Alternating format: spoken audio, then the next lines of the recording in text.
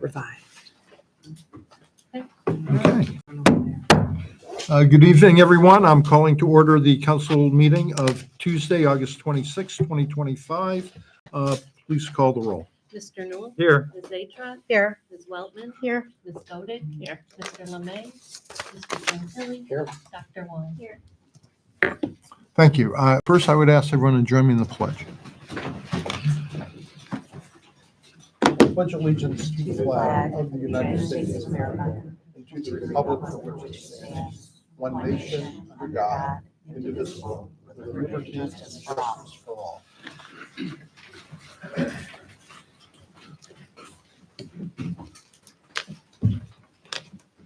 Liberty and justice for all, words to remember these days.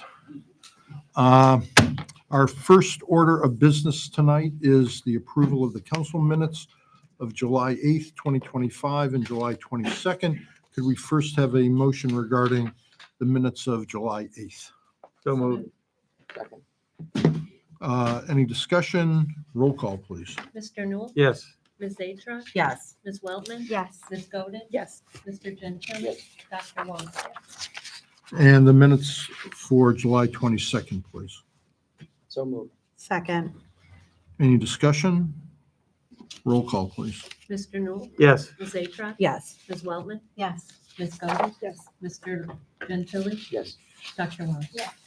Thank you.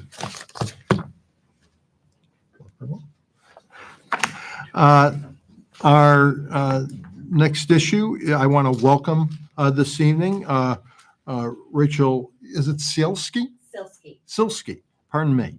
Rachel is with the Cuyahoga County Board of Developmental Disabilities, and she's here to speak to us this evening. Thank Rachel? you. The floor is yours.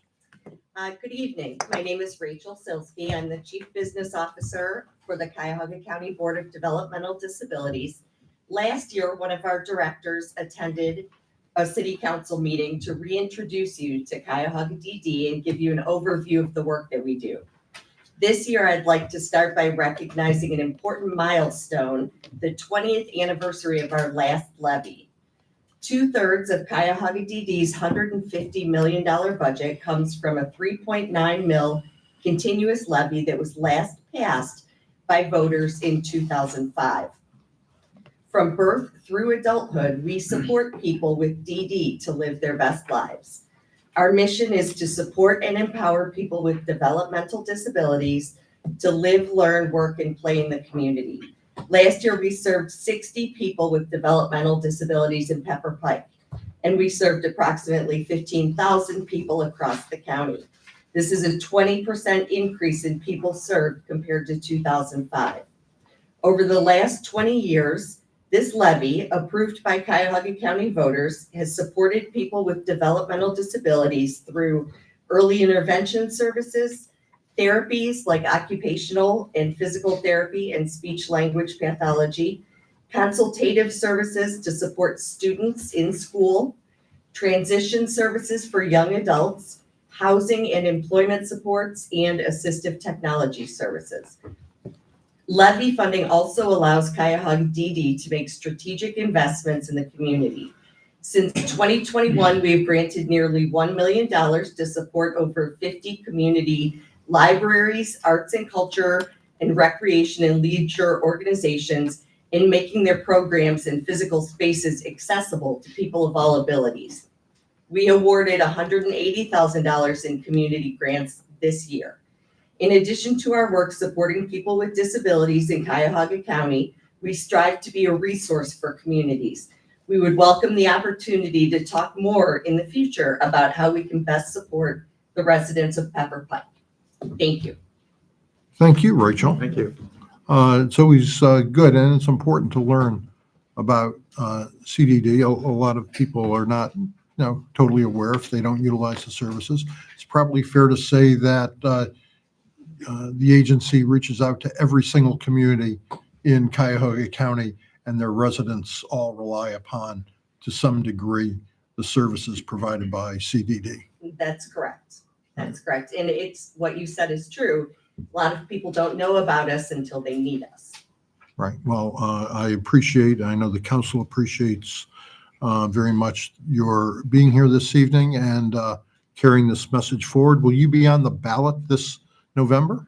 We will not, however, our finances indicate in the next couple of years, we will be. Okay, well, when that time comes, I suspect we'll be hearing more from you. Yes, So thanks for coming here this evening. I appreciate it. thank you.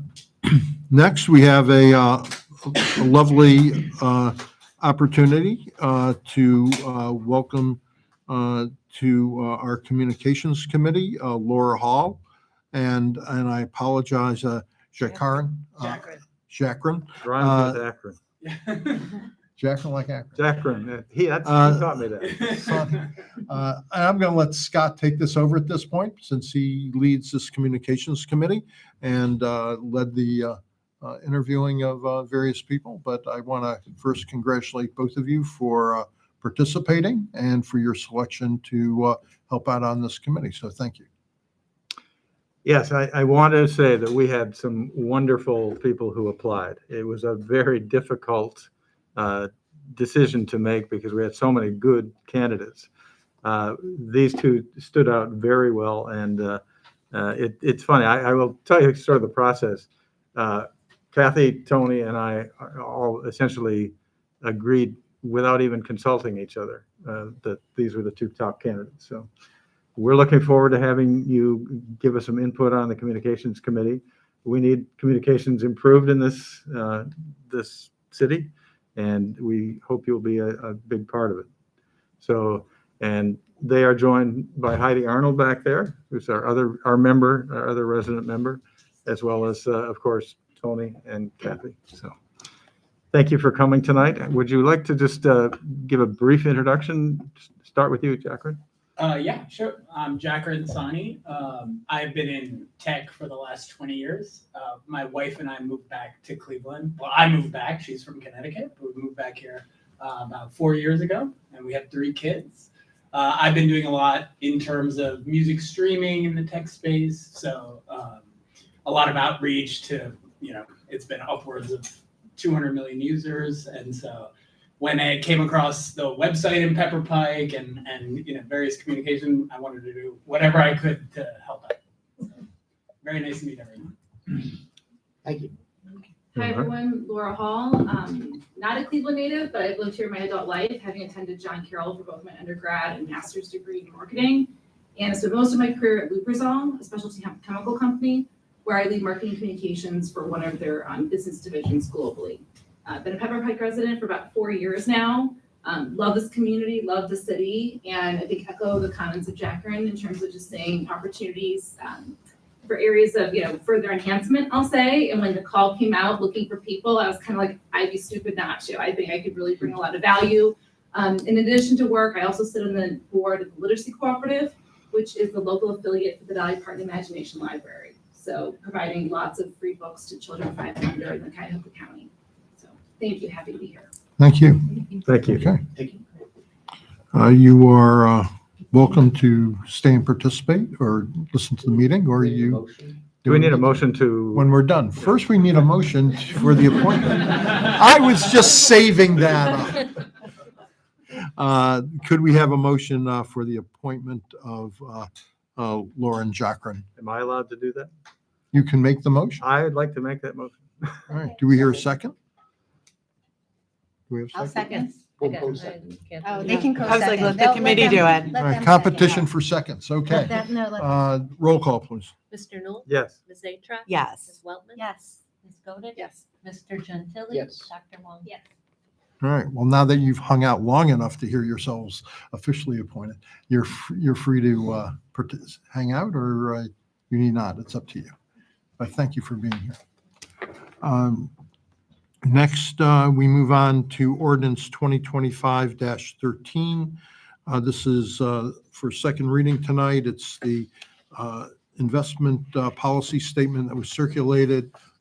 Peter, I'm going to turn it back to Mr. Rankator to update us as to where this is.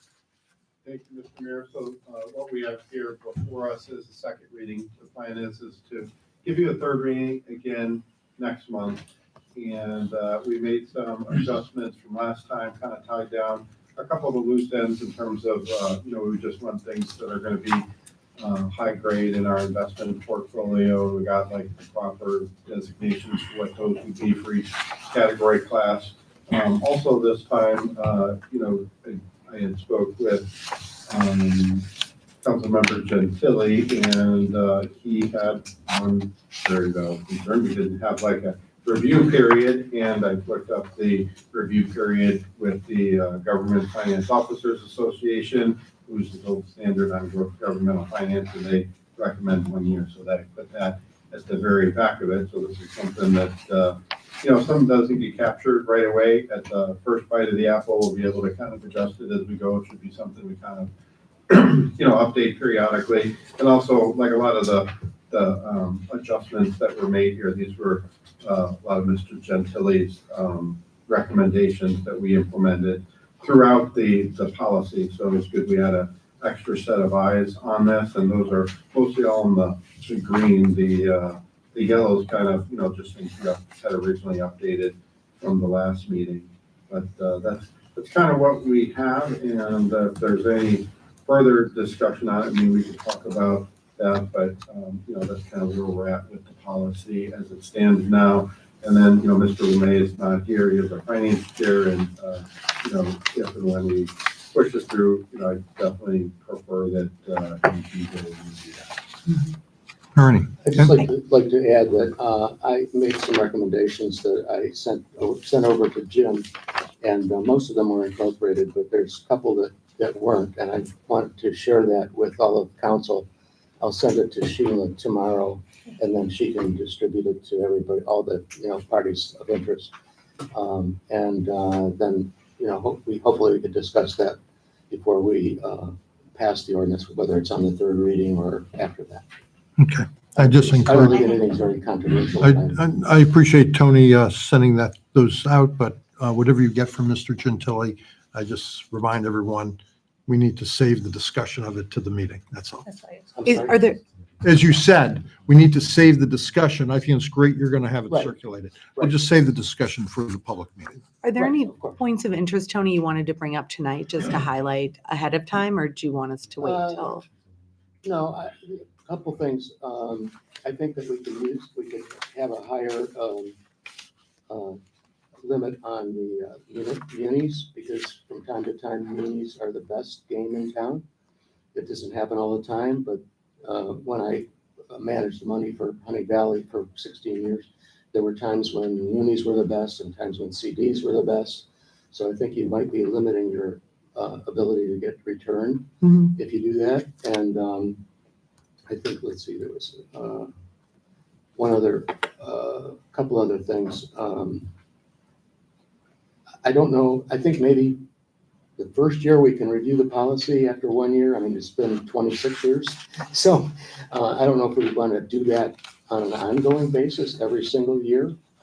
That seems like overkill. I'd say every 5 years or 10 years. Or if the state legislature changes the underlying legislation we aren't subject to that because we have our own home rule legislation, but they change from time to time the things that the state permits, and we may want to look at that whenever they do. So when you get it, you can look it over and think about it, and then we can discuss it at the next meeting that comes up. Okay. I really appreciate your work on that. I know you worked in this area, this space for a long time and have a lot of experience. So I appreciate all of Peter's work. You're looking through everything and kind of going through it with a fine tooth comb, and Jim's work, because this is something I know council has been wanting for at least since I've been on council. So this to me is really good work. I think it's important. And I'm glad that Peter has really taken the bull by the horns, and that you guys are here to kind of work alongside.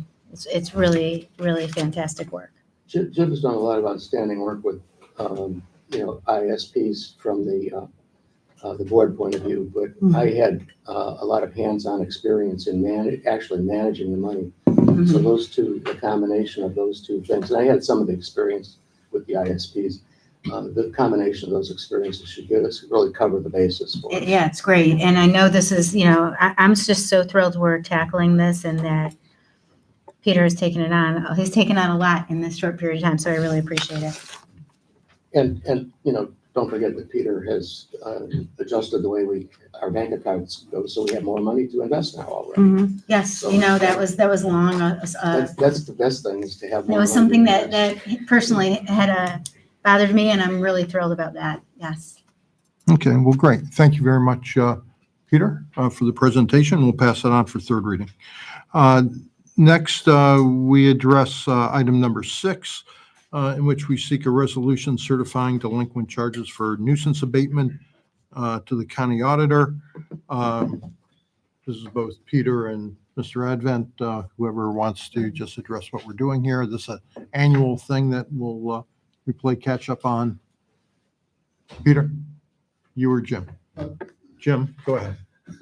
This is, this, as the mayor stated, this is the annual thing that when we have problem properties, mainly grass from the service department and other, Steve, is that, yes.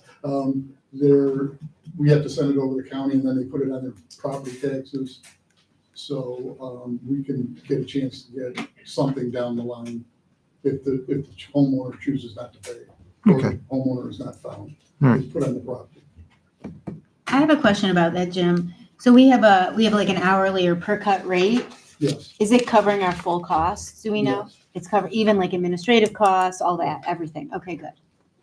I have a question.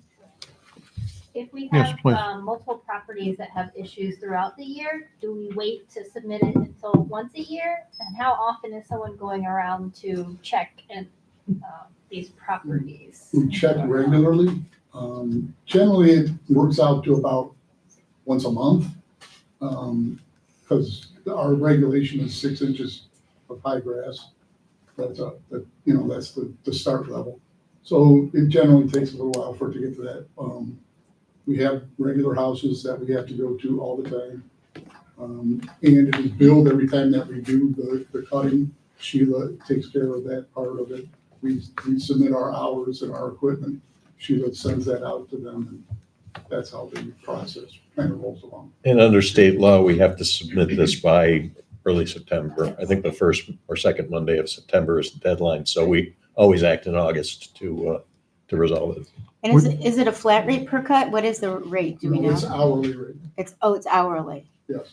And are we allowed in any way, if somebody's chronic, to do a larger rate? I mean, I don't know what we charge hourly, but Chronic generally is, we have chronic houses. We generally don't give them the grace period that we would give a one-off. Guys, lawnmower broke, let's give them a week. totally That different, kind of deal. exactly. But the chronic people do not get, It is a fee, so we can't charge more than the actual cost to the city, but I don't know if you give overtime opportunities to your guys. it's not, none of it's done on overtime, it's all done on the. But you could could. give them an overtime opportunity, so it costs more, but. I mean, I'm not trying to, it's just that I want to make sure we're recovering all of our costs. It And is I, definitely scaled, so we are not their landscape. because 6-inch grass is not great on our machines, I'm sure, for you guys to have to Yeah, cut. that's our main thing, is we don't want to be their landscaper, so we charge them enough for it. And there's a formula, I'm sure Sheila has the whole deal, but Okay, we review that every once in a while as the cost of labor goes up, cost of equipment goes up. yeah, because the guys have a lot of other things on their Yeah, plate. yes, exactly. All right, could we have a motion for the adoption of 2025-14? So moved. Okay. Any further discussion? I just wanted to know, these costs, are these one cut or more than one cut? Per cut. Per cut? The one at the very bottom, I think, one of them is 2 cuts. Okay. Yeah, but the rest are single cuts. Yeah, I can't see which one. Sheila, which agenda, and I know we got a lot of revisions, which one is that attached to? I'm not seeing that one. This email came on Friday at Yeah, 3:04 PM. That's what I thought. Friday. It's not rendering in my, It's under certification list, PDF. yeah, it's not, That's a multiple cut. Let me give one here. it's not loading, which is weird. Okay, no big deal. Okay, roll call, please. Mr. Newell? Yes. Ms. Zachar? Yes. Ms. Weldman? Yes. Ms. Godek? Yes. Mr. Gentile? Yes. Dr. Wong? Yeah, I saw Okay, it. great. I mean, I know I saw it. Next, we have ordinance 2025-15. This is an ordinance to authorize us to submit an application to participate in OPWC's State Capital Improvements Fund. Don, you want to explain what this is? We've done this in other years too. Yeah, just for example, I realize you guys see a lot of different things, but last year we did apply for funding to help with our Northwest Quadrant project, and we got $450,000 of a zero interest loan. So I think it's worthwhile to apply. We usually don't ask for a lot of funding, but if we find that we have a project that potentially could get funded or partially funded, we want to be in a position to submit that for support from OPWC. Is there a specific project in mind that we're doing this, or is this just open-ended for anything? I guess that's. This particular one, I think is gonna go towards transportation and, potentially Lander Circle. So even though we don't know exactly what we might want to do there as far as pedestrian enhancements and that type of thing, I think we could still see if we can get some funding for it. So my only concern about that is like that we're putting the cart before the horse, because council hasn't really, at least since I've been on council, we haven't had any discussion or agreement to what we want to do with Lander Circle. I mean, I know there have been presentations and some things thrown out. Many of them before I was on council, because I had a lot of involvement from a different angle on it. So I would hate to say, oh, now we have this money and we're going forward with this circle project that we talked about at some point when there has been no collaboration by council, no agreement or anything like that on. Right, if I could just, although, yes, maybe a little bit cart before the horse, but if we were to get funded, we would not actually get this money till July 1 of next year. Would be the earliest we would be able to do anything with these funds if we chose to accept them. If we get funded, or if we recommend, we could turn it down. We don't have to take it. So we have the opportunity to make that decision somewhere in January or February. So I think they could be on parallel tracks. We could decide to apply for this funding. If we get it, great, it's an option. But if we don't apply, we will not get it. And we've been told too in the past that if we go for something and then we turn it down because it isn't something that we want to do, that then we're going to be looked upon unfavorably in the future. So Sure. Like, OPWC that's- is not that type of setup. Okay. OPWC has lots of projects every year that they see from towns. They'll have a town might submit 3 applications and 2 of them get funded and the town doesn't actually have the funds to do both of them, and they pick one, and it doesn't hurt you on any kind of points or calculations. So- okay, And this is a little different than some of the other funding. okay, because that has been told to us before, Yeah, correct? and I want to point out that although pedestrian is part of the comments here tonight, that we've had a great deal of discussion in the past at the council level regarding the reconfiguration of the circle so far as redesigning it for traffic safety issues. And this money is, available to do that, regardless of if a pedestrian component becomes part of it. But I think there is not a lot of, and we'll have the conversations, obviously, but if this can provide some support for the traffic redesign, we get there as we back farther and farther away from the beginning of the decade. The traffic backups seem to be reintroducing to some degree around the circle. I get complaints from our neighboring communities about backup down Lander Road. And it's something that I think, as Don said, there's not a commitment here, but I think realistically, we do need to be thinking about how can we better address the traffic patterns in the Lander-Chagrin circle. If I could just clarify, because I think that was a complete misunderstanding of what I was trying to say, so I feel like I probably should clarify. Go ahead and defend yourself. Go ahead. I'm not trying to defend myself. I don't think I need to. I Actually, if I thought it was about some kind of pedestrian access, I would have I would have probably very few concerns or no concerns. I don't think that this is about pedestrian access. And I would be comfortable if it was about pedestrian access. I am concerned about the configuration of the circle, which has been referenced since I've been in council here as something we might want to do or we should do. But we've never, since I've been on council, participated in a discussion about the wisdom for the people of Pepper Pike as to whether reconfiguration of the circle is a good thing, as opposed to people who are trying to traverse our city to get to the freeway and if there are other options. My recollection is the initial idea of reconfiguring the circle was more connected to what was an economic development project of what was then the Beachbrook property and is now a school, so a different use. And that at least part of the intent was to provide a passway road through that property. Now it's a different time, office use is different. Yes, we have busy times on that road, but my concern is that ironically, that maybe compared to what maybe it was interpreted to be, that this might be a hindrance and a danger for pedestrians, and also might not be in the best interest of the people of our community, which is where I think our focus should be, as opposed to the people of other communities. And perhaps, I could be persuaded that it is. I would just love to participate in that conversation about whether reconfiguring the circle to move traffic faster or more efficiently is best for the people of Pepper Pike. That's the part that I'm concerned about. Don, what's the specificity with which you need to apply for this? This is a fairly wide Okay. application. So there's plenty of space for many, many discussions, I'm sure, prior to agreeing to do anything. That's correct. Okay. And the intent is not to necessarily try to move traffic through faster. I think the goal is really safety focused. And so that actually might mean the traffic moves a little bit slower through the circle, but creates better sight lines for motorists. 98% of what traffic goes through the circle is car traffic. Yeah. There's a little bit of buses and bicycles and that type of thing.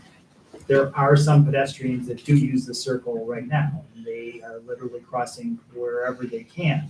So if we acknowledge that, we should at least put people in crosswalks so that motorists know where to anticipate somebody crossing. If we do that, we do have to look at all of the other pieces. So we do have to look at safety.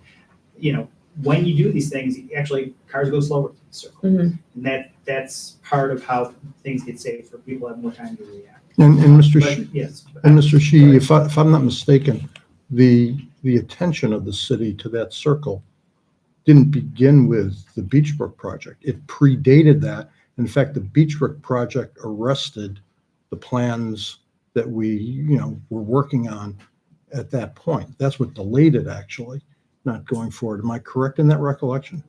It did put a hold on what we wanted to potentially do there, because we didn't know how it was going to work with what was going to potentially happen with the Beachbrook property. Right. So that kind of shelved our efforts initially.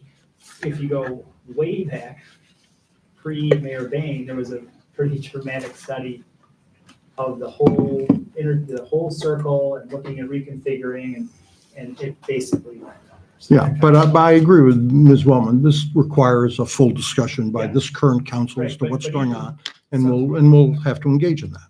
even something as basic as closing or minimizing one of the entrances from one of the commercial properties on the circle would still have an impact on traffic.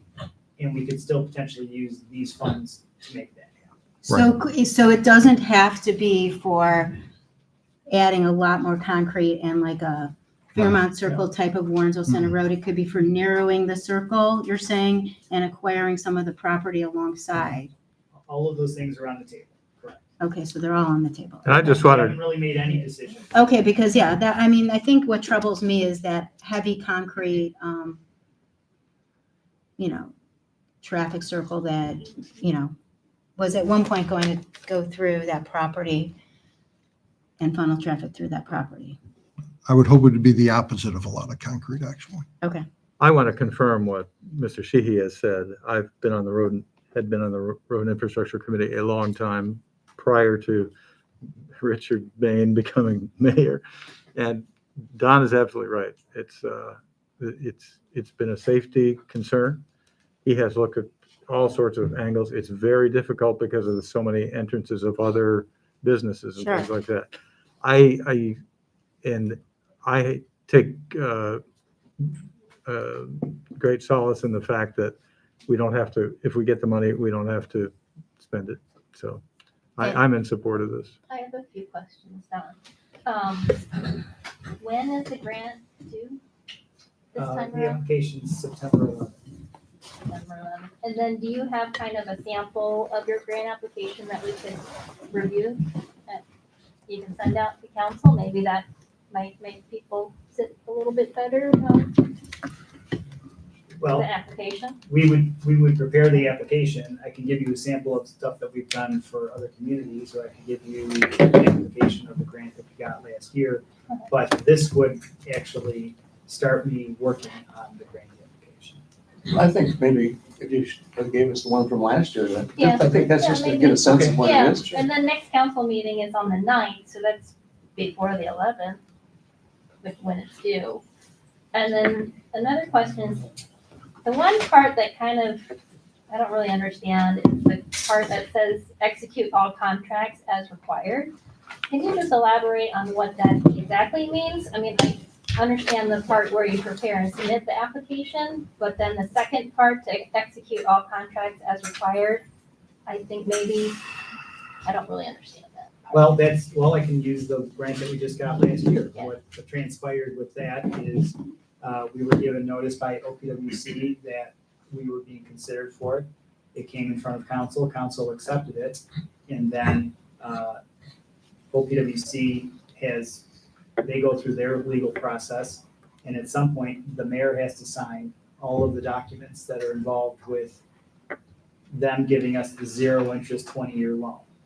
So just giving him, I guess in my opinion, I'm not the lawyer, but it gives him permission to take all of those steps. It's not as though a year later, he's got to get council permission to sign a document that council has already approved for him to move forward. Right, it does not cover the Construction. bidding. No, you have to separately bid that project. Okay. So before the contract would be awarded, council would have to approve it.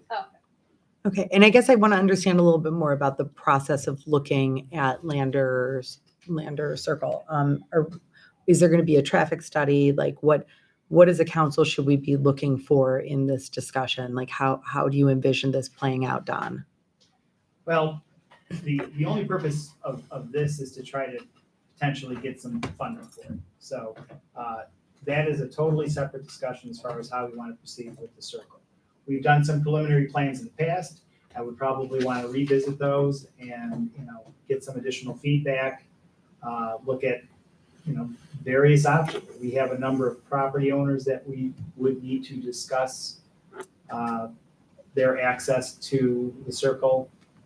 So that's, to me, that's probably the most important first step is to try to develop what options are actually practical and available to us. Based on how those discussions go, then we want to look at, all right, how does that impact how cars move around the circle? Are there areas where we can make significant safety improvements? We would spend a little bit of time, obviously, talking to police and service to see what they see are the most common accident locations. We would go through a safety study process. Don, I have another follow-up question. I've spoken with a few residents on Lander, and they're concerned about people blowing through the stop signs, both at Shaker and South Woodland. People will go in like 5 cars at a time blowing through. Is there any way to look at that as well to try to make Lander a little bit better as far as the traffic flow at those areas? Or are we just looking at the circle? We'd really be looking at the circle. I mean, I've occasionally seen people do that. I mean, that can happen anywhere where somebody Right. just, they're upset that they've had to Right, wait. right. And usually what happens is there's some other accident or something going around, so traffic is Really a lot like more, that. all of a sudden, Yeah. there's a lot more eastbound Yeah. traffic heading. I don't know if there's a great way. When I drove to the meeting tonight, Right. I went through the intersection of South Woodland and Lander, and it worked great. You know, Right. There was 10 cars in each direction, and they all kind of followed through and did the stuff they're supposed to do. I don't know, I think those intersections overall work pretty well. I think they're fairly safe based on the volume of traffic. I think, you know, unfortunately, some of the only other choices are roundabout or signal. Right. And signal creates a lot more accidents, Yeah. believe it or not, because you have people that try to run Right. an orange light. Yeah. All of those things are a real problem. I think they actually both work pretty well, you know, and occasionally you're still gonna get people that are gonna do some illegal. I know our traffic has gotten a lot worse in the past few years, so I think it's important to look at this aspect, so thanks, Don, for looking at it. Yeah, I think COVID really decreased the problem there for a Yeah. few years, and now it's back to. It seems to be. Which is interesting, because we still have a lot of empty office space. So, I don't know, but maybe it's enough. Don, so just to circle back one last time, the money we would get from this grant could be used to pay some of the property owners to cut back their access, maybe get part of their land, as you mentioned earlier, to narrow the circle. Is that correct? We would be allowed to use that money for that purpose? It's not, it would not necessarily be for right-of-way acquisition, but this, Councilman Gentili likes to say money is fungible, you know, so if the city has to pay 100% of one thing and we end up getting a $250,000 grant for something else, we can use the $250 for the construction cost. Then you might have some money for other real estate. Okay. Because that could be a very significant Yeah, cost, which it could be worthwhile, but it could be Right. significant. Okay. Yeah, I think you try to go about those, trying to figure out, is it a big impact to the property? And are there some amenities that can be added when you do potentially shrink or close off to landscape or enhance the area, that there's a little bit of a trade-off there? Yeah. They know that they have some leverage though. They can. Okay, the good discussion. Question is, if this goes, Do you want me to prepare the grant? Because if you Yes. decide you want to vote on the 9th, it's fine, but I need to spend some time working on it between now and the 9th. There's no downside to applying to it. We can turn it down with no repercussions. The grant itself sounds like it doesn't have to be super specific. I see no reason to not proceed. I agree. I agree. However, if we knew when a deadline was, we could have seen this earlier this month too. So, I don't love the being pushed up to a deadline to make a decision on something if we know that deadline is coming. So, all right. So do you want to pass it tonight, council? In that event, we need a motion to suspend? I'd like to, It's not gonna cost us any more, No. because you're gonna do this work either way, right? I don't see any reason to delay on passing it, although I would echo Councilwoman Zatrax. If we could get these, like, at least one meeting sooner, it gives us a little chance to think about it. Yeah, we just didn't have it available, even the concept of, oh, this is available now, and did it. As council knows, we don't try to hold back and Do they not have provide it. Yeah. Do they have a release schedule, like that they push it out? Typically it's sometime in September, and it's fluctuated. It's been late September, it's been early. What ends up happening typically is we'll find if District 1, which is Cuyahoga County, wants to, if our project is being considered to be sent down to Columbus, that'll happen near the end of this year. So somewhere around mid-December, we'll know whether or not we're even being considered to go to Columbus with the funding. If we decided at that point, we really don't want to take the funding, we could turn it down then so that they can look at the next project on the list potentially. Right. Yeah, really what I meant was, I see I should have been more specific again. Do they have a release of when the grants are available for application? When, is there a date, like on August 1st, they post it, It fluctuates, but we can pretty reliably know that every early fall, late summer, there will be some type of OPWC Okay. project. I guess the question is, for us anyway, the question is, the engineer is, what project do I think has the best chance of getting funded? Not necessarily what project is the best project, but what project has the best chance of getting funded? I think this one has a reasonably good chance of getting OPWC funds, just the way Yeah. this particular application is set up. Yeah, I was more talking agenda management, so maybe next year we could, the second meeting in July or the first meeting in August, we could have it as a placeholder on our agenda to discuss this type of grant. But I think what you just said there, Don, it gives me a little bit of pause because of something that Melanie said a little earlier. It's kind of a cart before the horse, because I don't think I like doing projects that have the best chance of getting funded. I like doing the best projects. So to the extent that a project that has the best chance of getting funded might be farther down the priority list, I don't want to, I wouldn't want to do that one, so. I agree. That's Very why well it's said. better to have this. Yeah, I understand what you're saying, but I guess you might have two projects that are pretty close. That you're like, we're probably gonna do both of these projects over the next couple of years.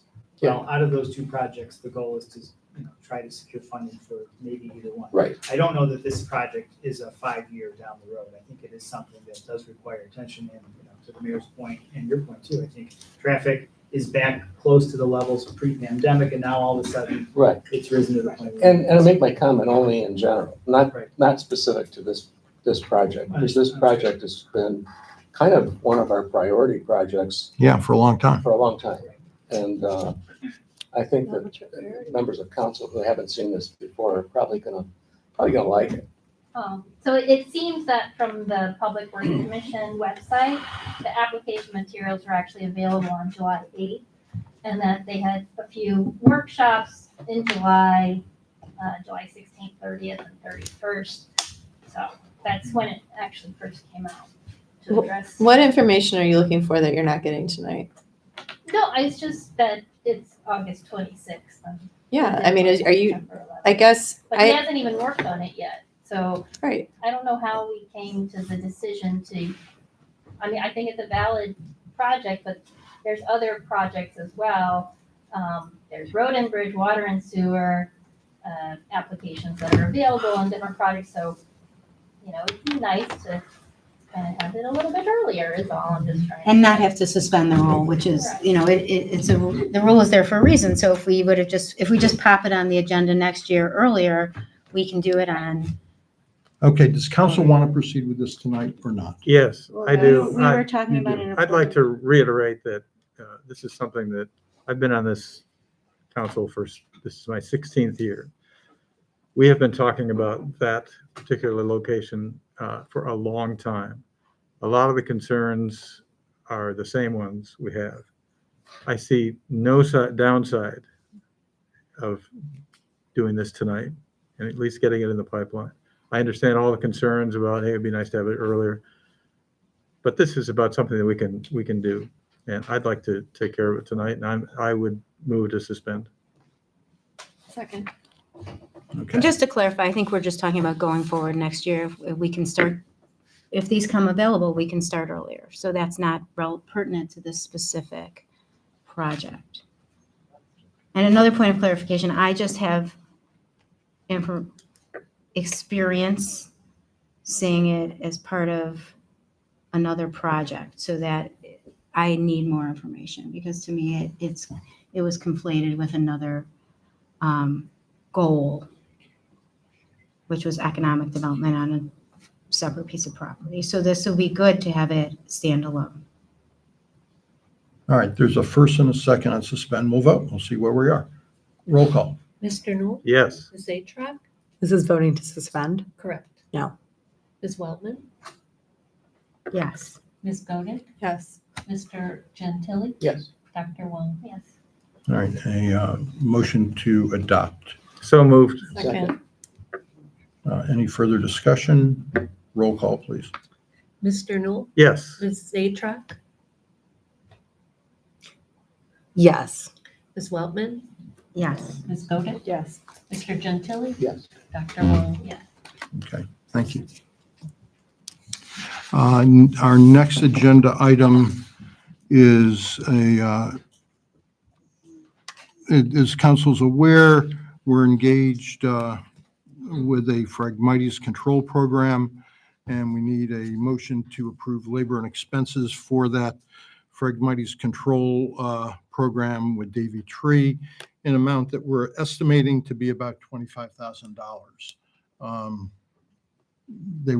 Scott was filling me in, and Jim was, the project was delayed a week or two because of the problems with a drone apparently, And the weather too. and the weather, but they're ready to start spraying this stuff Friday.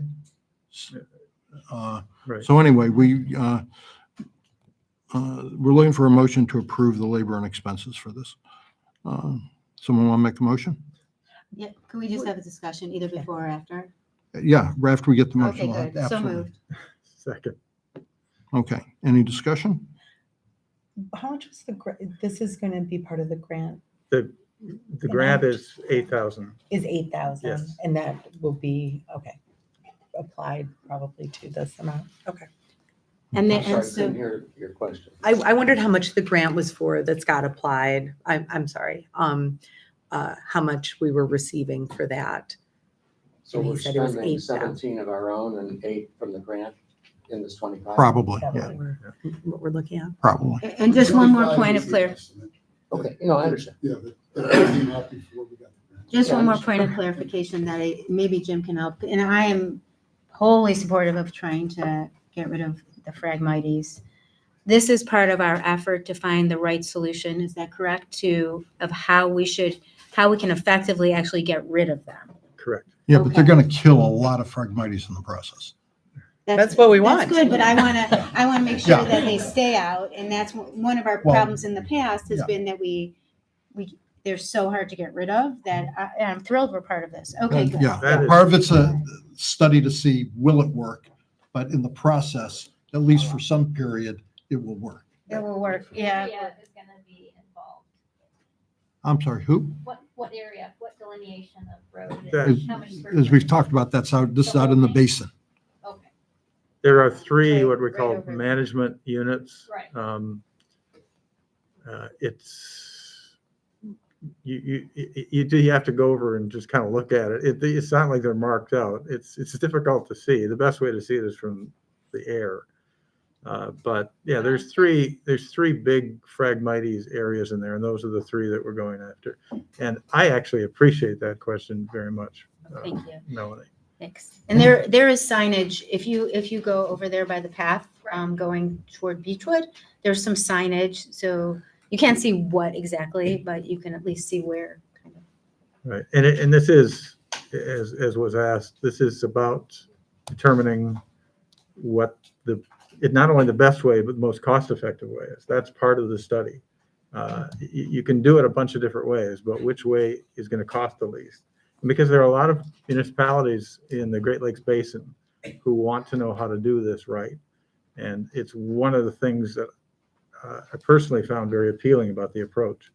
So yeah, it's we've already done the hard part is go out in the middle there into the 5 spots in each of these management units, as you saw in the video, and you have to measure how many Phragmites stocks there are, and then we'll go back after it's all done and see how many are left, and then there'll be two more reports like that, and all that data then goes to the Great Lakes Commission, and they will do a study on which one has been the best result. And there are different protocols too in some of the other study areas. So then we'll find out how ours stacks up to the other ones. And out of that, they'll be able to put the data together and find out which is the most cost effective and the most effective. Do we get another video when all said Oh, you and bet.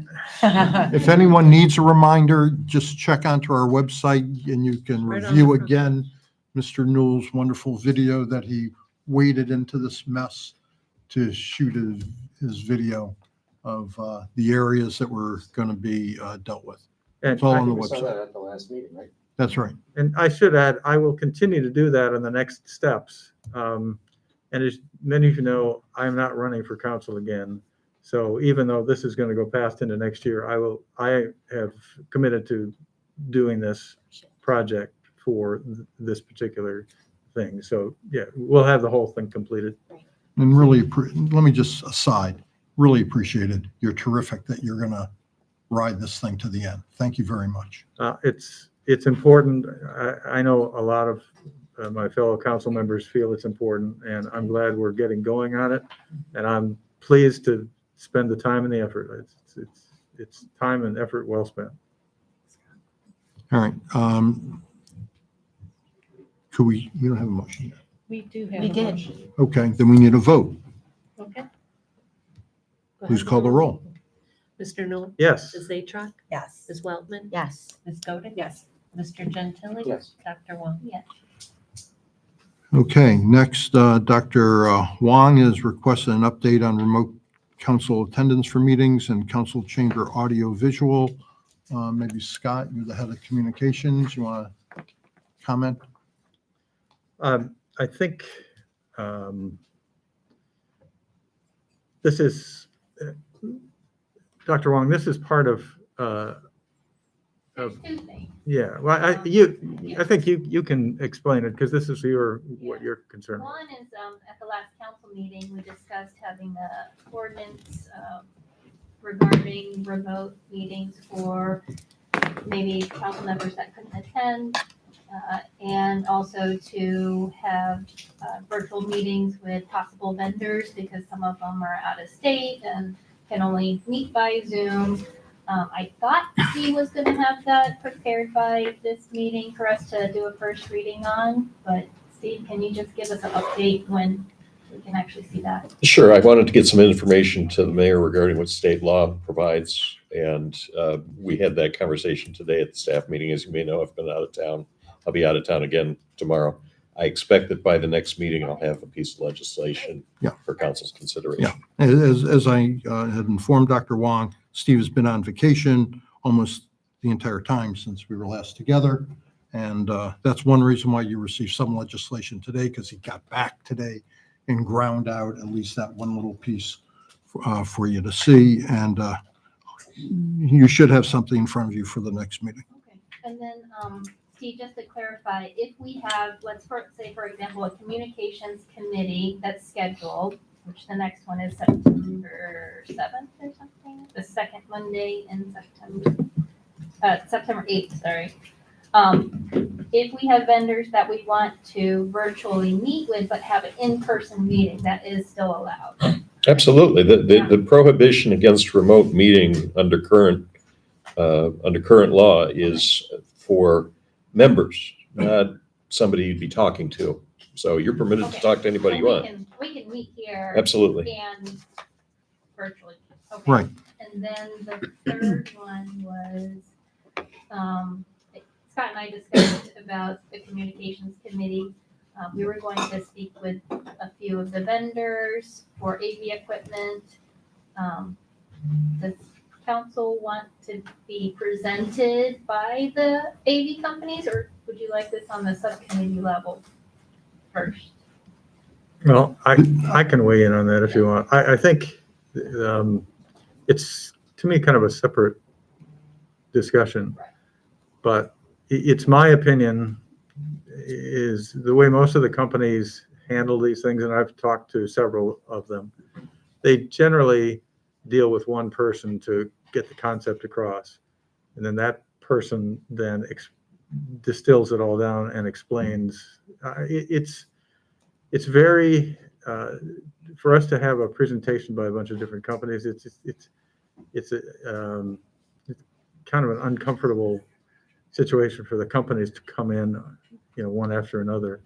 And I think, I don't know how you would best feel about making the decisions, but if it were me, I'd like it kind of distilled down to kind of the basics and to get an understanding of those things. And at that point, when we kind of decide who the finalists are, or who the most attractive method is, then that's when you make the decision. And let me just add in there, what Scott said, it's the second part that's important. This is a large project. This has to be bid. And that's what I was referring to when we were together last time. This isn't a matter of having a bunch of people and say, tell me what you think, tell me what you're selling. There has to be a consistent specification created that will then be published out to vendors who will then bid on the specs. So the method that Scott described is closer to how it needs to work, because it needs to get first narrowed down to what is the bid package? What's the spec? And there may have to be someone, Scott has a lot of expertise. Maybe he can describe a spec. We may have to hire someone, an electrical engineer, an AV engineer. That's still to be determined. But we need to it's first steps. It all just can't happen like we're going to Best Buy or Costco and say, I like that one or I like that one. Yeah, There has to be a bid. And so is this, of course, it has, oh, go ahead. It's an iterative process, I think, Right. though, because Yes. this isn't like, Jim coming and saying, I want to go buy this particular truck. Right, There's a lot of different things, and I don't, well, maybe with the exception of Scott, none of us really know Yes. what it is that we might want to buy. Well, I'm And so we assuming, need to yeah. go through the process That of is the point. learning what is out there and what they will do. And then hopefully at the committee level, we can winnow it down to the best two or best one or whatever, and then make a recommendation. But, the RFP would only come out after we know what we want to do, but we need to figure that out. But we need to figure that out quickly. So But this is really, hopefully with the new members of the committee, they can help us do that. I agree. The new members should be a big help. I'd like to say, I don't think there's any urgency in it, but I would like to get it done myself fairly soon. Because we've had a couple of issues the last couple of meetings. Sheila, how are we doing tonight? Correct. Okay, good. I think the urgency is the unreliability of the system. Like, we're seeing it. And I love that we now have a communication committee with a lot of resident members on it, and like more heads, more thoughts, more everything. And if you think that it'll move efficiently and effectively at the committee level, I have no problem with you guys vetting that. But with meeting once a month, we meet twice a month. I just want to make sure that we're progressing forward, because I know we've been talking about this for a long time. So I think there's finally some momentum behind it. We're wanting to move forward. We're expressing it. I just don't want to see it fizzle, or take so long that we're still having outages that people can't tune in. Well, I will say the one thing that is good is that we had an audio problem the last meeting, but otherwise the system is Functional. as simple as it is, as bare bones as it is, has worked quite well. It's performed really well, I think. Yeah. How would you feel about us, and I'll just toss this out here, like maybe each of us coming up with like a punch list of some things that we would like to see? I know that there are That can't hurt. some ideas that, we could share, it can't hurt. and We, in then- the last communications committee meeting, we put together kind of a list like that. Okay. I'd and it be may happy to overlap. share that with everybody if you want to see it, and you can see kind of where we are, and that's what we are in the process of refining all that now.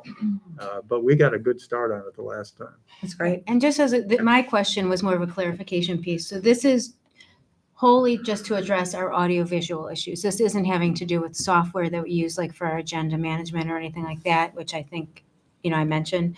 Yeah, Correct. they're Because I would love to Right. tackle that too. I think our software, there's agenda management software that would house all our documents, all our ordinances, drafts, and could be updated regularly, accessible to the community.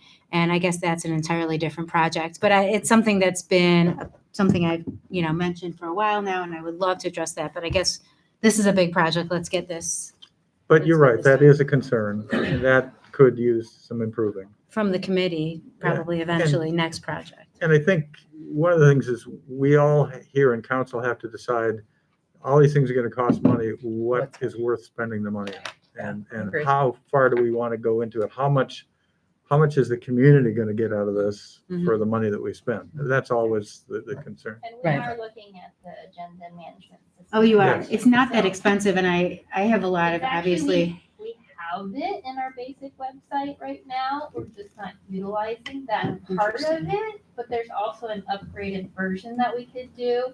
So, perhaps at the next communications. Okay. we will These are two discuss different that. tracks. Yeah, and I these are. think Yeah, we- two different tracks. we've I done just both don't of want to them. lose that Yeah. thread because I think it should be on the list. Maybe it's next year or Right, whatever, right. but it's That one's less urgent. it's so but still. it's so easy to work with.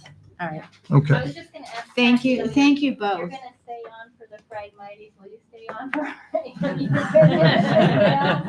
That's my Consultant urgency. fees. I will likely stay involved in that because it's, it's been a pet project of mine, so. yeah. No, Well, I'll- if not, we're going to get pith helmets and mosquito netting for all at council to take over wading into it.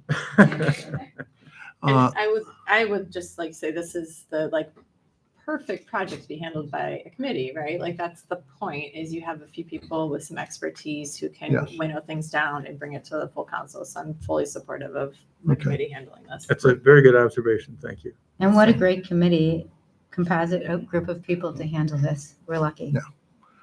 All right, let's move on to our committees and department heads. There was a finance committee tonight. Ms. Godick, do you want to report on that, please? Sure. We had a finance committee meeting. Mr. Akintor did a fantastic job as always walking us through the statements from last month. Revenue is at about 67% of versus where the benchmark is 58%. So the revenues are pacing ahead, whereas expenses are pretty much in line with what we're expected. So we're in a good position. He pointed out that, we have a lot more cash in interest-bearing accounts than we did this time last year, which is obviously a wonderful thing, as long as it doesn't impact, our ability to just function on a day-to-day basis, which it obviously doesn't. And he also pointed out that we're pushing out some of the maturities on some investments. We have a lot of things maturing this year and working on pushing some of those maturities out to 2030 to just, I guess, take advantage of the current interest rate environment. Would that be an accurate characterization? So, yeah, we're in a good spot. Great, great. Have we any other committees to report tonight? Yes. Parks and Beautification met. Go ahead. The Parks and Beautification Committee met on Monday, August 18th here at City Hall. The committee would like to move forward with filling our resident member vacancy. So if you're interested and have meaningful experience and background in the area of Parks and Beautification, please consider applying. The committee is looking to add up to 2 residents. The applications are due by Friday, September 26th at 12 p.m. And if you have any questions, please reach out to me.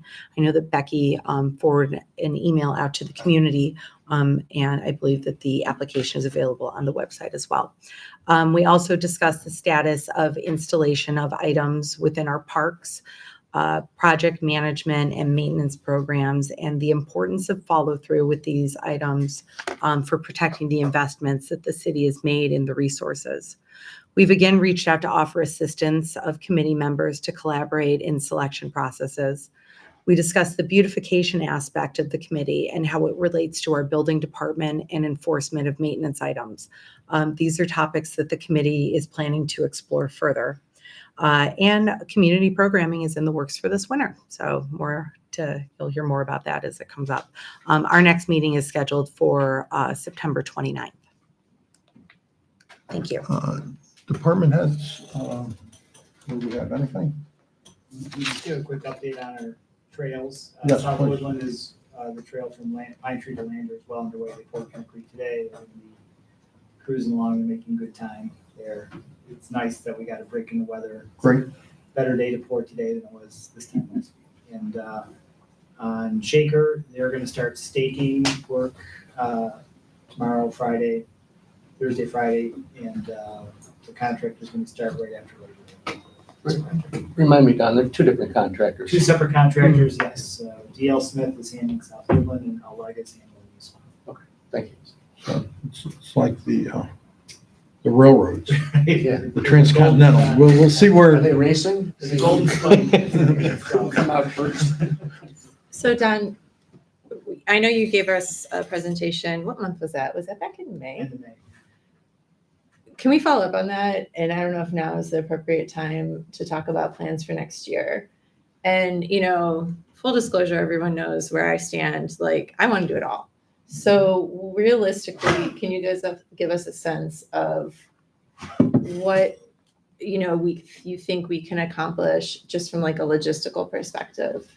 Yeah, I mean, obviously, we need some time to put the plans together. Mhm. I think in the past, we've gone through a bit of an evaluation to make a recommendation to council, like what side of the street. Mhm. So that takes a little bit of time, but then once we make that determination, it's a couple months of surveying and putting the plans together, and then it's a timing issue with the weather. We got 2 projects bid out and underway, and they'll be done sometime in October, November, which is fine. If we wanted to be more aggressive and try to get projects bid out in March, you know, they're not gonna start construction in April because they might bid. But if you wanted to bid stuff out in March and award in April and start construction in May, we would need to be starting survey work this fall. So We have South Woodland in the pipeline. the other section. Do we have, yes, and do you have to evaluate the side of the street, or are we staying on the same side? We'll still have to do the evaluation. We also are working on the sewer plans. And that, you know, what happens. Right. Whether we like it or not, is we're gonna clear some swath of vegetation for the sewer. Then we may decide that might be the best place for the sidewalk. It's not guaranteed, but that does influence the decision process. Don, do you have an update on the second part of Gates Mills Trail, like the funding and everything like that, when we might be able to start? We are still waiting for our final document. I think at the last meeting I mentioned that our environmental documentation, Right. historical, archaeological stuff was cleared. So we're waiting for them to send us a document. And then once we have that, we can start in earnest on the plan. And are we going to have a conversation with MKSK, like a reflection on what went well, what we could do better? Any, say, like, you know, topographical features on this part of Gates Mills that we might want to look at it, you know, differently? Yeah, I think, well, for us, you know, what we do is we design the layout, the geometry of the path. It's not really a task that MKSK is best suited for. That's, you know, kind of the civil portion of it. Then once we have the general layout, then that's what we want to bring them in to discuss the landscaping plan. How is it going to mimic? How is it going to differentiate from what we already have? Are there certain areas where we want to, you know, create a feature, those types of things? So we've had that conversation. I think once we come up with our preliminary layout of the path. Okay, so when you do the layout, they're not part of the conversation at all, if there's any No, they don't really do, I mean, water, I guess they, there's not really they might water on comment that on part. like, can we maybe move the path over a couple feet here or there? But Okay. We're looking at mass grading, and we want to make sure that the slopes aren't too steep, and looking for all of the sort of the highway design portion of it. Gotcha, and there's no it's not like the first part where there's a water issue, or is it water? No, One small one. There's one spot where we have a stream crossing, we need to stay away from it, we're not going across the stream. We don't want to have those environmental issues, so at that location, we'll hug one side or the other, and we'll determine what the best side is to get Okay. around that existing stream. Okay, The rest of it's pretty much, I don't want to say wide open, it's fairly well spaced out though. The only area where we really have a big, fairly dense tree canopy is at the very sort of northern end. Okay. And we cut a swath through that to put sanitary sewer in, so that would be my recommendation as far as where to put the trail. So we minimize the impact to any trees. gotcha. So back to sidewalks. So, Sorry. Go ahead. No, I guess I'm trying to get a sense of, I understand the timeline or the sequence of events from your perspective. I want us to talk about, you know, how to move this forward I want to, you know, this year, I think a lot of people would have liked to have seen Shaker and South Woodland in June versus September. So I want to make sure that we're moving expeditiously to follow through on figuring out what, if anything, we want to do next year. So if you need to, do some surveys, ideally that would happen this fall. Survey would be, this fall, and then we'd work on design to be in position. Okay, so I guess, would it make sense to do the surveys for the various quadrants that you proposed and then have a discussion in terms of which we're going to move forward on? Or would it be more, piece by piece, the way you've been working, where we say, okay, these are the streets, here's the area, do that? Yeah, I suppose we could survey everything, I suppose, so that we're kind of ready. But if we thought we were only gonna do maybe a couple pieces, then we would really focus on those, just to make sure that those were done. Yeah. I think that the infrastructure committee should be looking at this, and we'll have a meeting soon, and that should be part of it, part of what we talk about. I mean, So if we meet in September, yeah, September or early October, whenever wants to. That makes sense. That's actually Yeah, within your that's purview. all part of- Okay. It's all part of, putting, millions of dollars into Yeah. concrete If we could meet in September and and asphalt. Right. maybe make recommendation to council as far as which section or sections we want to do, then we would have ample time to do our survey work and be in a position to do it. Okay. I think it would be good if Don talked to the infrastructure committee, because all the goals could be aligned then. So then you could talk about what sewers are coming, what challenges are in certain parts of it. So I know certain segments had What roads are in the worst Great. condition. greater challenges. I think it's a big picture. That's what we've learned from this stretch of South Woodland, that it's a big picture thing. We have sewer, or we have roadway, and a lot of these things should happen at the same time. So the decision should be based on some of those things. So somebody has to have big picture, not just what they want, in the moment. Yeah, so we do. A holistic Gentili, master plan. Do you have The a date that holistic you're master looking plan. for in September? I was gonna Well said. communicate with Don about that. Okay, I don't have it right now. okay. And we have applications which are due in by the end of the month for a new member, because we lost one. And Jackie and I'll be coordinating on that. The end of August. Yeah, they're end of August, yeah. They're due by Sunday, I think, August 31st. Have you gotten any? Oh, yeah, we've gotten Handful. 4 or 5, maybe 6. Okay, I haven't seen any, so I'd love if you could share so I can see them. Should you pass those on to the mayor? I think Oh, I they think came from Becky. it was Becky. Yeah, would you ask Becky to Yeah. pass those on to the mayor? I'm sorry. Yeah, Becky sent it out. yeah. Okay, great. Yeah, we've gotten, I think 5. Correct me if I'm wrong. I haven't focused on it because I knew we had some time before. Okay. It already had. Chief Frazier had a issue that he couldn't be here this evening. Chief, anything? I know you guys will be busy because there's we've had a couple of these demonstrations in Pepper Pike over the last few months. I know there's going to be another one this coming Saturday. So I know our police will be effectively monitoring it like they have in the past. Things have gone very peacefully and nicely, which we applaud both our police department and our CERT team for their participation in this to make sure that things go smoothly. We thank the merchants in the area who police and the administration have worked with to make sure this goes as smooth as possible when a number of people descend on a small geographic area in Pepper Pike, so that it is as least disruptive to the rest of the city as it can be. And it has been so far. It's worked out very well. So I know you guys will be busy this coming weekend on that. Should be much smaller, but should go well. Yeah. And our 2 new officers have started their training. Correct. Good. Police Academy. Good. All right. Since we were last together, we've had a couple things. We had the ice cream social, which if any of you attended was wonderfully successful again. We thank everyone who participated. Of course, huge shout outs to the service department who staffs the distribution of the ice cream and cake, and to Rachel Garrett for her incredible work of organizing and getting the whole thing rolling. It was terrific, big band music that a lot of people enjoyed, and it was just a marvelous event.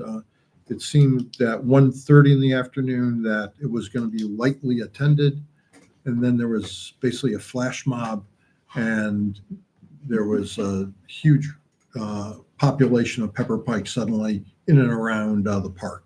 So the children, always the feature of this event, had an incredibly good time. And the pony rides were wonderful, the petting zoo and everything else that is part of it. So thank you to everybody who made that special. We had a new event occur in Pepper Pike that the city supported, so far as making sure that we had CERT and police and available to make sure it went smoothly. There was a 5K run here in Pepper Pike. It was a run that in the past has been in University Heights, and for whatever reasons they decided to relocate. They asked if they could do it here in Pepper Pike, and we welcomed them. And they ran up the Gates Mills Trail with us, some detour down Kersdale, and came back around to make it a full 5K.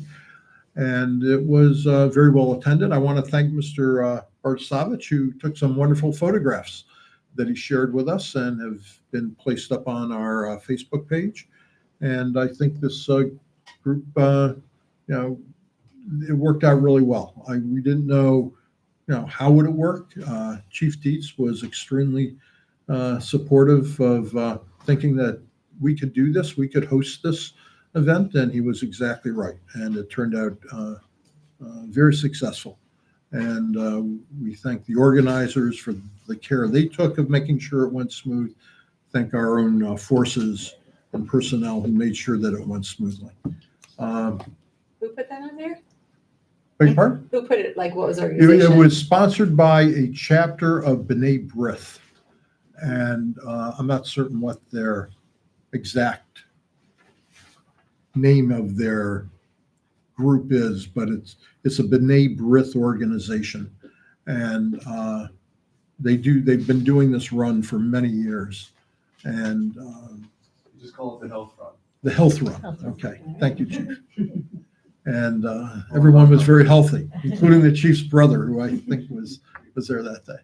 And so thanks all. We're turning the corner on our summer, and soon it will be fall. There'll be jets flying overhead this weekend probably. And welcome to fall, everybody. I hope it's a beautiful fall for everyone. And we will have another music event coming on September 11th. It's a great blues band, Colin DeSalt, and he's really terrific. He was here several years ago, except it poured and he was limited to the service garage. And it was, so we decided to give him another fair shot at good weather and get the type of audience that he deserves. So that's going to be on September 11th. He's really fun. If you remember Mr. Stress Blues Band, this guy is a harmonica player. It says August 20th. And- It's August 20th. That's this. August, that's Yeah, this, this I said the wrong date. Yes, you did. I apologize. That's this That's this Thursday. Thursday, this And week. the service garage. What, September 11th is still That's when we're still looking at. that's the band to be named later. So we've had a little kerfluffle with the band, but we'll have one. So yeah, Mr. Colin DeSalt is this week and Thursday night. So I hope everyone can be there. And we have the Fall Harvest Fest coming up in October still, October 5th. So the fun has not ended here in Pepper Pike. And we hope everyone can participate and enjoy the city that they're living in. And Council, do you have any comments? I do. Okay. Oh. Yeah, would I you just like wanted to really Yeah. quickly thank the city for sponsoring or allowing the run to take place here.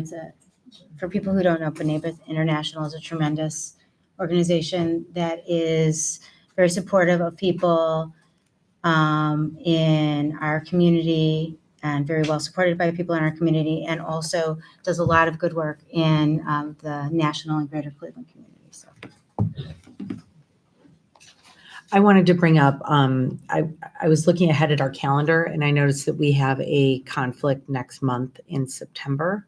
That Rosh Hashanah is occurring during one of our meeting dates, which I don't really think it's appropriate that we meet, and we should maybe look now to plan and reschedule that instead of waiting till the last minute to make a decision, because I'm thinking that we're probably going to want and need to meet twice in September. No, that's a So- good observation. Thanks for pointing that out. I didn't realize it was on the Tuesday. I think I pointed out initially when we had Yeah. yeah, done the that calendar. proposed calendar. But it's upon us. So I think that we need to determine when our law director may be available and what day we can push it to. I know I personally cannot attend that day. I mean, if It's a high I would- holiday. I would It prefer on behalf of people in the Jewish community if we didn't meet that day, but I would understand if you had to move forward if we can't find a date. I believe we would have some other options if we just brainstorm. Well, So I don't know if we want to make a decision it tonight. begins Melanie, it begins the evening of the 23rd, It right? begins the Monday evening, but the first Oh, it's Monday day- evening, yeah. so the first day is The Tuesday? first day, I'll make sure I'm telling you correctly, but I should know because, Yeah, they always screw it up in Having these published everybody- calendars. well, yeah, so Arrow is, I believe. I think maybe the evening is of Tuesday. The evening is Because still my the first calendar day. I mean, shows it's it on still. Wednesday too. the Well, no, 24th. here, wait, I can tell you. It's the Monday is the first night, as Yeah. all holidays Alright. begin the evening. Because the kids So don't then have the school 20 on We're Tuesday. not doing this on Monday or Tuesday, we never do. Right. And, or on Rosh Hashanah or Yom Kippur. Correct. So wow. What is the date again? It's the 23rd. Oh, yeah, And the there kids it don't is. have school either, so that's how I know it's definitely So kind of like. We could do it later that week on Thursday, the 25th. Are you available? I'm not available that night. I am available on the 24th. It's Wednesday. technically the second day of Rosh Hashanah. I personally, a lot of people don't celebrate the second day. Do you? I mean, You I may. go, but it ends at sundown basically, so it's. I'm Your fine. call. It's I'm fine truly your with it. call. I'm fine with it, because it ends at sundown. So move it to the 24th. Okay. If let's not, we make can that look at on the other 20th. options. Everyone good on the 24th? Yeah, I mean, I think, no, I think It's it's okay? okay. I think it's okay. Okay. we'll I do it mean, on I the don't 24th. want to be the spokesperson for. Some people might All not right, be. so but- we're moving everything then from the 23rd to the 24th. Okay. Thank you guys for addressing that. I appreciate it. Thanks too. for bringing it up. You're welcome. As far as we're looking at calendars, I just noticed that the communications committee meeting for Monday, September 8th is not on there, but there's also a planning commission meeting the same night at 7. We could maybe meet downstairs. I don't know. No, that's fine. I don't know. Yeah, Yeah, we do have that. We had to move it because of Labor Day.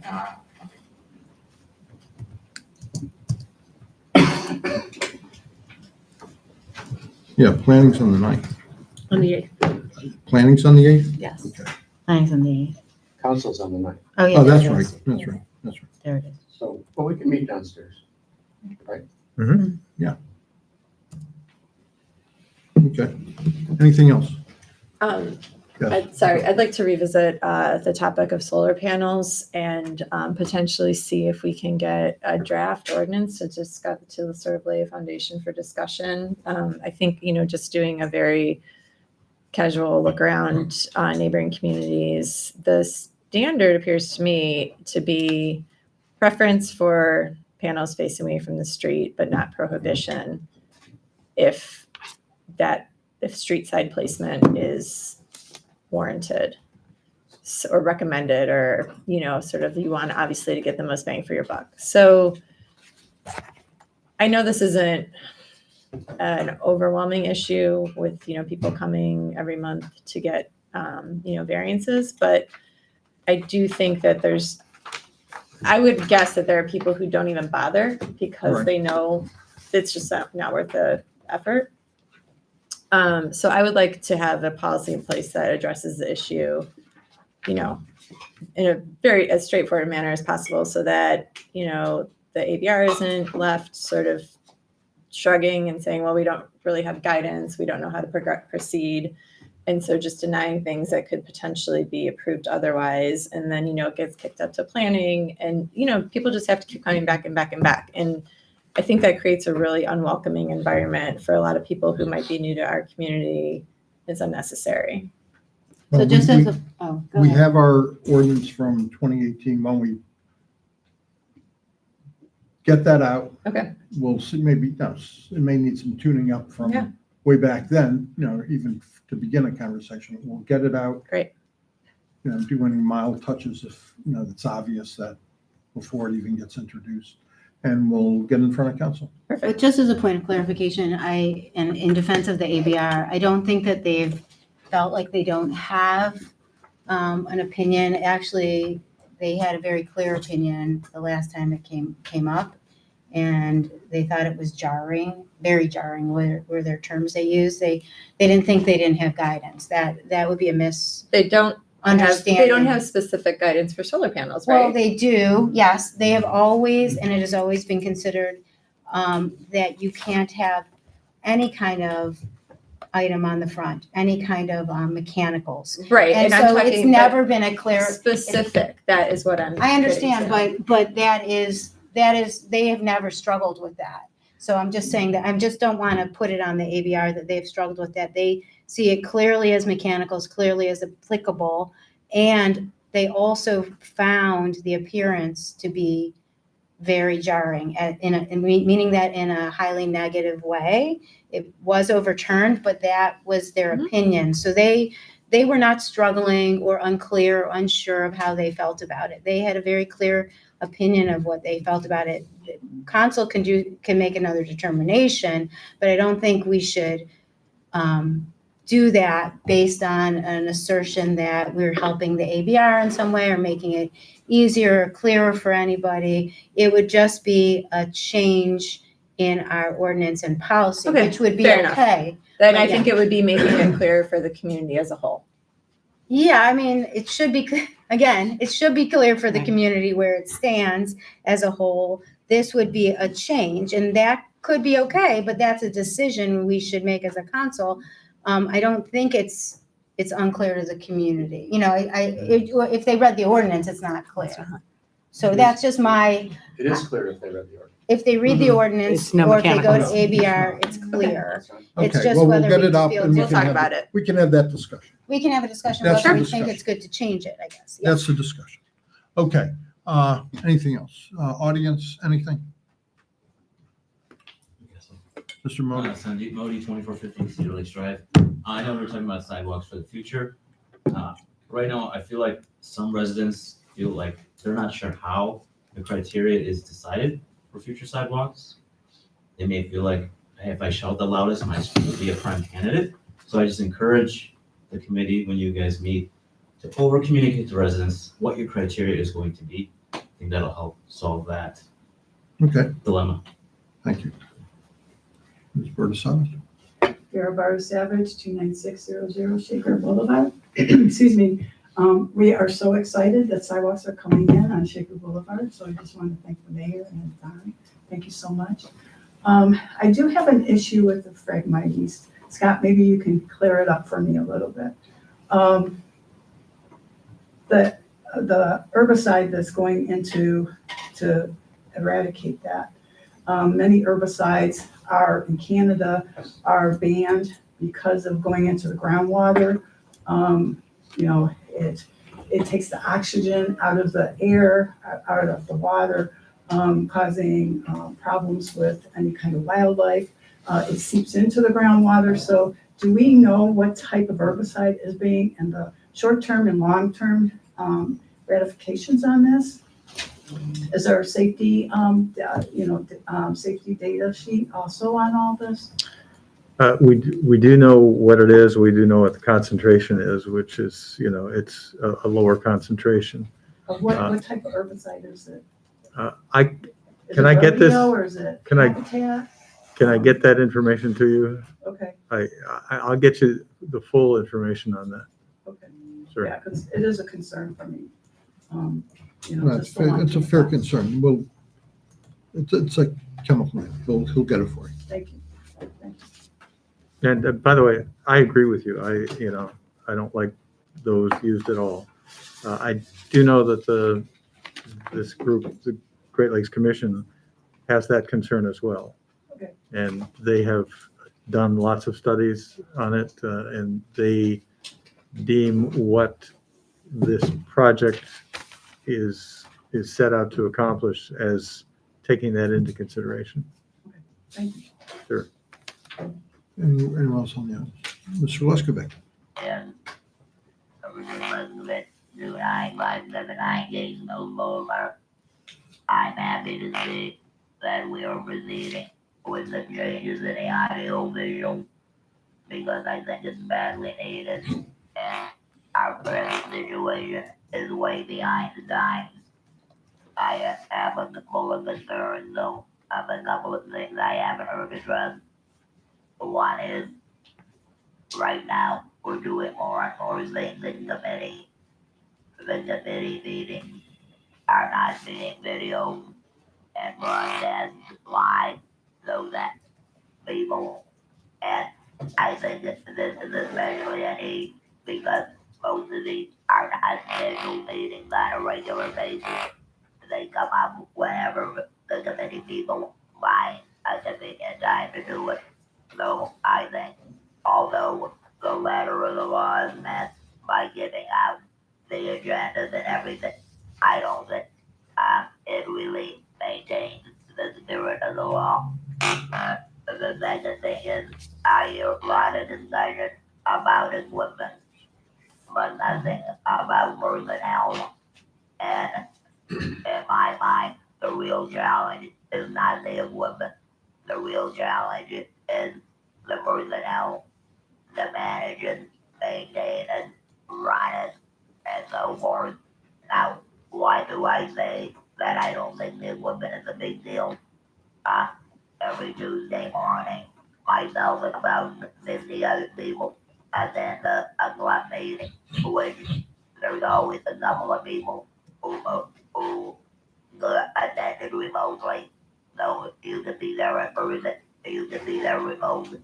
There are multiple cameras, so everybody can see everybody, everybody can hear everybody, and most importantly, all presentations go through a central computer. So whether I'm sitting in a conference room and seeing it up on the screen, or I'm at home on my laptop, I see the same presentation equipment. So once you have the presentation equipment coming out through the computer, you can put whatever screen you want, wherever you want. People can counsel people if they want to view it on a PC rather than a screen to do it. But the trick with all of that is you need the right people to run all that stuff.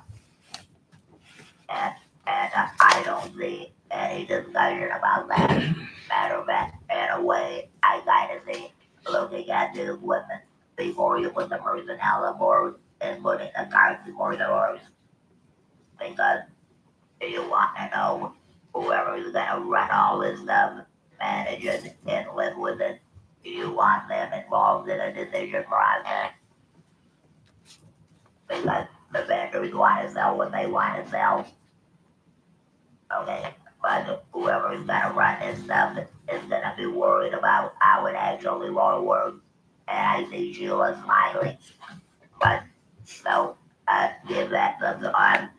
Now, I know personnel costs money, but if we want to really communicate with the people out there and not just give it lip service, you're going to have to do that, I believe, because this equipment is not gonna work by itself.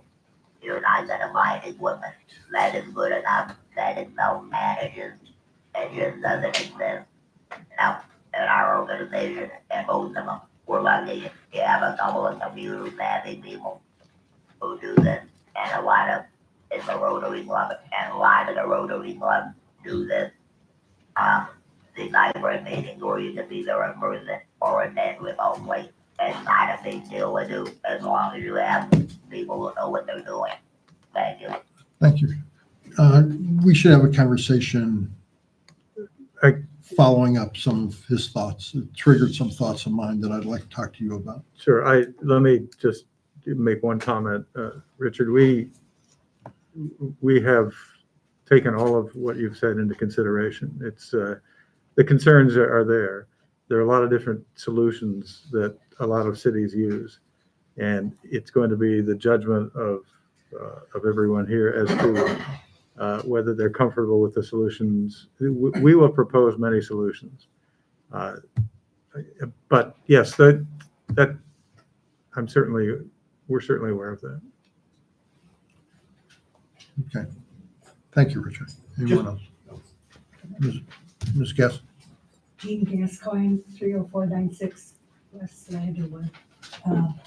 First, these, the nuisance abatement, who's the grass, I mean, how do the neighbors complain? I mean, if you say about chronic, there's chronic offenders. It comes from different sources. It can be a neighbor. Okay. It can be our own building department going around and observing it. It can be the service department going around and observing it. That's how it's I just generated. wondered how many times. Yeah, a that's how it neighbor, happens. A chronic, how frequently. No, if Mr. I- Advent if had, I- Mr. Advent had Okay. mentioned maybe Thank once a you. month. I do want to say about this coming up, the Ohio Public Works Commission sounds wonderful. And it sounds to me, or I believe that at some point, once all of you do what you're supposed to do, that there should be a committee, here we go, a committee, but of citizens that are involved so that there's no, so that people, transparency. But I do think that a committee should be appointed, or they can apply to be on a committee to be involved in this big Lander Circle project. And that's the end of my comments. Thank you. Mr. Barsada. Yeah, I just have one short comment. I want to thank Jackie for bringing up the sidewalks again and trying to move that forward. But I was wondering if there was any discussion with Park Synagogue. They offered to give up some of their land for a trail going through there. Do you all remember? I can tell you it was part of a past discussion. It has not been discussed recently, and I'd be happy to explore it again. Yeah, but that's possibly, that would possibly be for a grant, right? If it was a trail going through something like that. I'd have to, we would have to, there's a lot of discussion that would have to occur prior to us applying for a grant. Okay, well, that's the case, I think it would be. Thank you. Thank you. Anyone else? Heidi. Yes, Ms. Arnold. 30496 West Slanderwood. As far as the sidewalks, which I love as well, can't wait to walk Boulder on them. What about the crosswalks that have been put in? I'm concerned that, first of all, from working events here, and having kids cross the street to go over for trunk or treat or whatever, the parents aren't teaching kids crosswalk safety. So I'm concerned that these kids who are gonna be walking on the sidewalks and crossing the street, let's say even just from, on the side of Lander from crossover South Woodland, are there gonna just be the standard, a crosswalk sign? Are we going to ever become, something with whenever school gets out as crosswalks, or as sidewalks develop up there? And then mainly so on Lander, it's quite a hike from Shaker to South Woodland for kids, and I have seen some and expect to see more people jaywalking or whatnot. So I'm just wondering if there's going to be more consideration of crosswalks. As this sidewalk on Shaker particularly comes in, and I've had conversations with Mr. Sheehy about sidewalks, about crosswalks, Okay, okay? all right. We have had those conversations. And what, are you still in continuance with us, I No, assume? we're still in conversations to the best way to address some of these areas. And, you know, what sort of signage, what sort of, how would the sidewalk be, you know, alerted to people, things like that. Like, whatever, yeah, okay, cool. Okay, but thank you for your question. But I think There that was just some- to clarify, like on the circle, if cars are coming off and there's a pedestrian there, but there's cars in the circle coming out, I think we need to suggest to residents that if the car is actively coming off of the circle, the pedestrian needs to yield to the car so that there's not an accident behind that car. You know what I mean? Yeah. But if the car is at the stop sign, of course, the pedestrian has the right of way.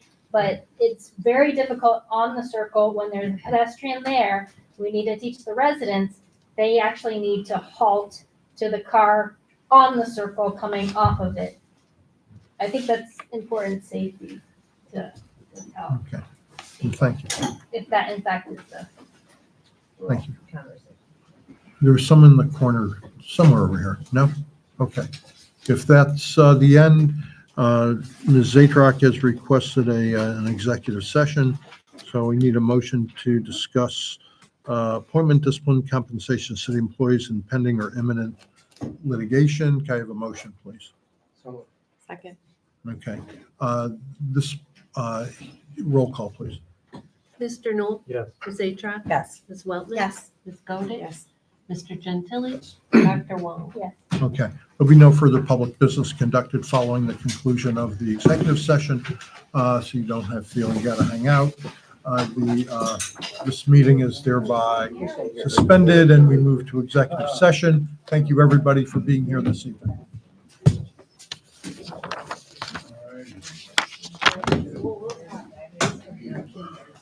Are we off the air?